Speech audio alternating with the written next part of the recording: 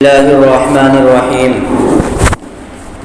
ولا تهنوا ولا تحزنوا وأنتم الأعلون إن كنتم مؤمنين صدق الله العظيم۔ اگر فرعون اٹھتا ہے تو موسیٰ کی عصا بن جا، اگر فرعون اٹھتا ہے تو موسیٰ کی عصا بن جا، زمانے کے لیے کچھ کر انداز وفا بن جا، کبھی خالد کبھی زرار سی جرأت پیدا کر، کبھی خالد کبھی زرار سی جرأت پیدا کر، کبھی صدیق سا عاشق کسی کا آسرا بن جا، نبی کے عشق میں حسان سا ماحول پیدا کر، نبی کے عشق میں حسان سا ماحول پیدا کر، کبھی ایمان کی آتش میں عمر کا دبدبا بن جا، تیری ہر ایک صدا میں بلالی لہن پیدا کر، تیری ہر ایک صدا میں بلالی لہن پیدا کر، علی کا جوش بن جا، عثمان کی حیا بن جا، یہ دنیا انقلابی زندگی چاہتی ہے اے نوید، یہ دنیا انقلابی زندگی چاہتی ہے اے نوید، کچھ ایسا کام کر زمانے سے جدا بن جا۔ محترم حضرات، آج ملک کے بہت ہی تشویشناک حالات ہیں، ہم تمام کے سامنے ہیں، ملک کے اندر فسادات پھیلائے جا رہے ہیں، سہما سہمی کا ماحول ہے، دنگے اور فسادات پہلے بھی ہوا کرتے تھے، کسی کی دکانیں جل جایا کرتی تھی، کسی کا مکان جو ہے تہس نہس ہو جایا کرتا تھا، لیکن کچھ دنوں کے بعد وہ زخم دھل جایا کرتے تھے، یعنی آپس میں پھر میل ملاپ ہو جایا کرتا تھا، لیکن اب اسلام اور شاعر اسلام پر حملے ہو رہے ہیں، یعنی شریعت اسلامیہ کو بدلنے کی کوشش کی جا رہی ہے، کبھی اسلامی حجاب کا معاملہ اٹھا کر تو کبھی اذان کے اوپر پابندی لگا کر تو کبھی مسجدوں کے اوپر بھگوا جھنڈا لہرا کر مسلمانوں کو پریشان کیا جا رہا ہے۔ ایسے وقت میں ہمیں کیا کرنا چاہیے؟ ایسے وقت میں سب سے پہلے تو ہمیں اپنے ایمان اور اخلاق کو بدلنا چاہیے، اپنے حالات کو بدلنا چاہیے۔ آج ہم نمازوں سے دور ہے، سستی ہمارے اندر پائی جاتی ہے، اسلام سے ہم بہت دور ہوتے جا رہے ہیں۔ میرے بھائیوں، ایمان اور بزدلی ایک جگہ جمع نہیں ہو سکتی، جہاں ایمان ہو وہاں بزدلی کا کوئی کام ہی نہیں ہے۔ ہمیں موت سے ڈرنا نہیں چاہیے، کیونکہ موت تو آنی ہے، موت اللہ تبارک و تعالیٰ نے لکھ دی ہے، موت کب آئے گی اور کس وقت آئے گی، انسان اس وقت کہاں ہوگا اور کیا کام کر رہا ہوگا، بہرحال اللہ تبارک و تعالیٰ نے ہماری جتنی زندگی لکھ دی ہے ہمیں اتنی ہی ملے گی، ایک سیکنڈ بھی آگے پیچھے نہیں ہو سکتا۔ دوسرے کیا ہے؟ ایمان کے بعد یعنی ہمیں اپنے غیر مسلم بھائیوں کے سامنے اپنے اسلام کے جو حقائق ہیں وہ ان کے سامنے بیان کرنے چاہیے، اپنے عادات اور اخلاق ان کے سامنے بیان کرنے چاہیے۔ تیسرے، ہمیں بزدلی جو ہے اپنے دل کے اندر سے بالکل نکال دینی چاہیے، لیکن حالات ایسے ہی چل رہے ہیں۔ یہ بات اللہ کے نبی جناب محمد رسول اللہ صلی اللہ علیہ وسلم نے آج سے 1400 سال پہلے بتلا دی تھی۔ اللہ کے نبی صلی اللہ علیہ وسلم کے پاس تمام کے تمام صحابہ کرام موجود تھے۔ اللہ کے نبی صلی اللہ علیہ وسلم نے صحابہ کرام سے فرمایا کہ ایک وقت ایسا آئے گا کہ پوری دنیا آپ کے خلاف ہوگی، پوری دنیا کے لوگ آپ کے خلاف پروپیگنڈا کر رہے ہوں گے، لیکن آپ جو ہیں ایمان والے جو لوگ ہوں گے وہ ان کے سامنے بالکل بزدل ہو چکے ہوں گے۔ تو صحابہ کرام جو ہے اس وقت جو ہے صحابہ کرام کے پاس بہت زیادہ طاقت اور قوت تھی، صحابہ کرام کا رعب اور دبدبہ تھا۔ تو صحابہ کرام نے افسوس سے یہ بات ارشاد فرمائی کہ اللہ کے نبی، کیا اس وقت ہم تعداد میں کم ہوں گے؟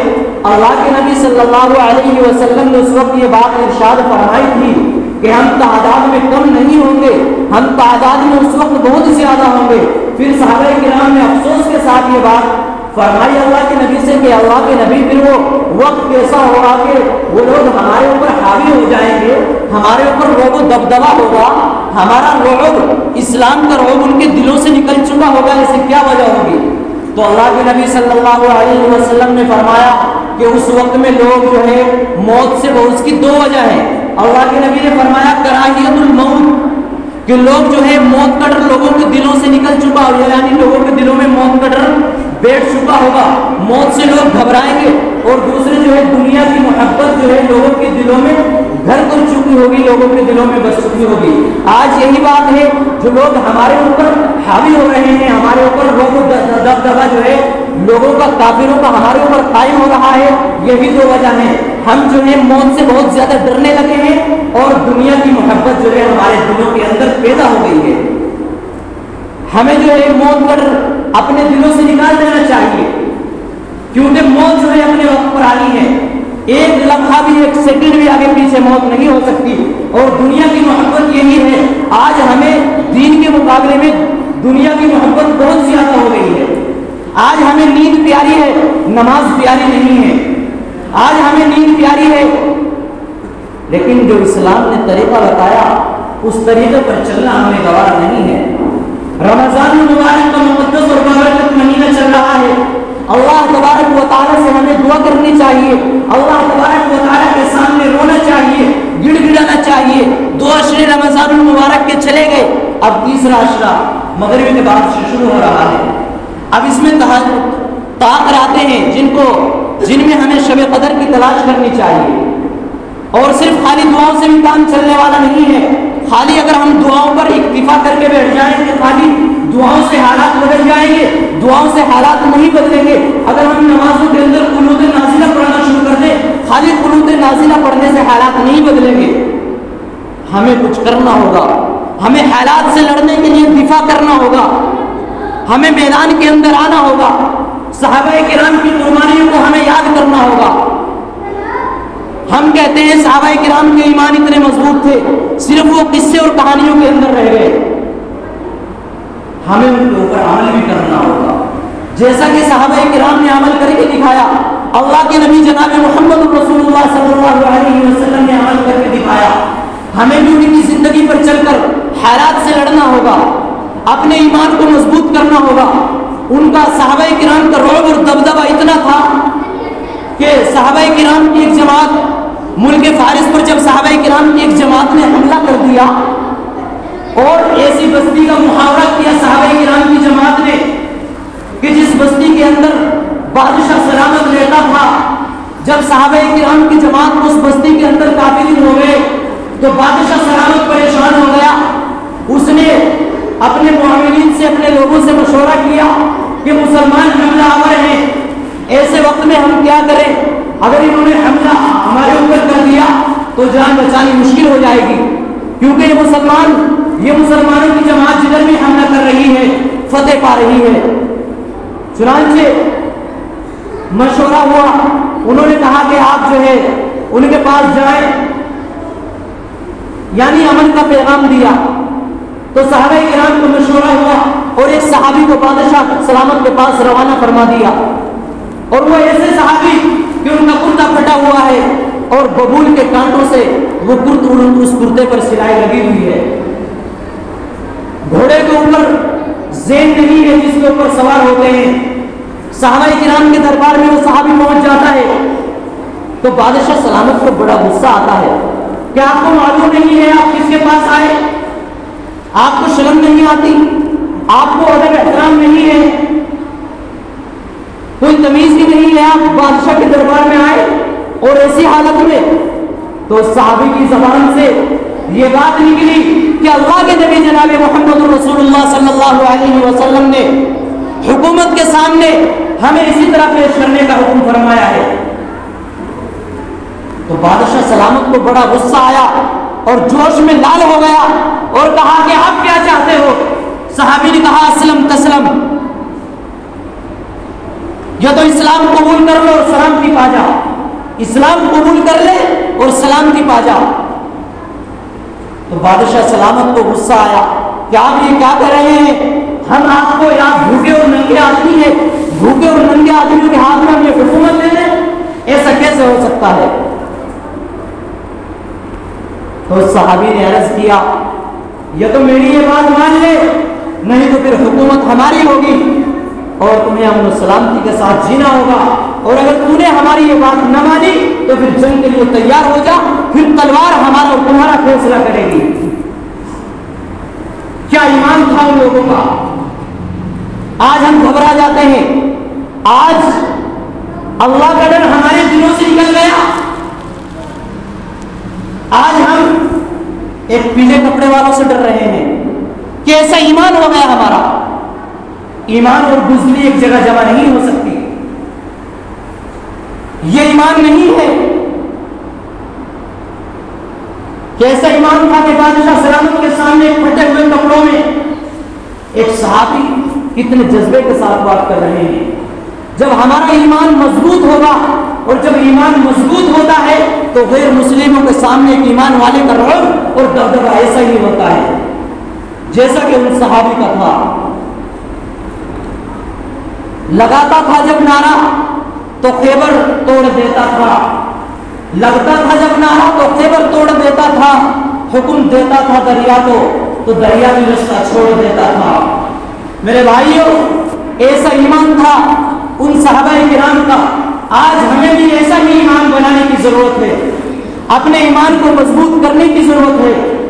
قرآن کریم میں اللہ تبارک و تعالیٰ نے فرما دیا وَلَا تَهِنُوا وَلَا تَحْزَنُوا وَأَنْتُمُ الْأَعْلَوْنَ إِن كُنتُم مُؤْمِنِينَ، کہ تم ہی سربلند رہو گے بشرطے کہ تم سچے پکے مومن ہو. آج ہم ایسا ایمان پیدا تو کریں، اپنے اندر تبدیلی تو لائیں، پھر حالات بدل جائیں گے. آج ہم دعائیں کرتے ہیں، دعائیں ہماری قبول نہیں ہوتی. ابھی ہم نمازیں پڑھتے ہیں، ہماری نمازیں کیسی ہیں؟ میرے بھائیوں، اپنی نمازوں کو ایسی بناؤ جیسے صحابہ کرام کی نمازیں تھیں. اپنے ایمان کو ایسا مضبوط ایمان بناؤ جیسے صحابہ کرام کا ایمان مضبوط تھا. اپنے ایمان کو ایسا مضبوط بناؤ جیسا اللہ کے نبی صلی اللہ علیہ وسلم کا ایمان تھا. آج کہتے ہیں ہم سے یہ اہل چمن، یہ چمن ہے ہمارا تمہارا نہیں، اس ملک کے لیے قربانی ہم نے دی، یہ ملک ہمارے بزرگوں کا سینچا ہوا ہے. لیکن آج مسلمانوں کو طرح طرح سے پریشان کیا جا رہا ہے. میں پھر یہی کہوں گا کہ ہمارے یہ ایمان کی کمزوری ہے. اگر مسلمان آج بھی اپنے ایمان پر مضبوط ہو جائے، اپنے اخلاق کو بدل لے، اپنے ایمان کو بدل لے، تو پھر کوئی طاقت مسلمانوں کے سامنے نہیں آ سکتی. آج پھر ہمیں بزرگوں کی تاریخ دہرانے کی ضرورت ہے. آج پھر ہمیں ایسا ہی ایمان پیدا کرنے کی ضرورت ہے. لیکن آج ہم دنیا کی ساری برائیاں ہمارے اندر پائی جاتی ہیں، دنیا کی ساری فضول باتیں ہمارے اندر پائی جاتی ہیں. ہمیں تمام کی تمام چیزوں سے اپنا من اور بالکل پاک اور صاف کرنا ہوگا. ہمیں اپنی زندگی کو نئے طریقے سے جینا ہوگا. اللہ تبارک و تعالی ہمیں ان تمام باتوں پر عمل کی توفیق عطا فرمائے.